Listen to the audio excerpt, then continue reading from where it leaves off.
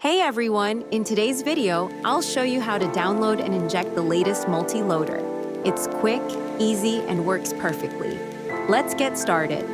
The download link will be in the description. Once it's downloaded, just extract the folder and run the loader as administrator. Then just repeat after me.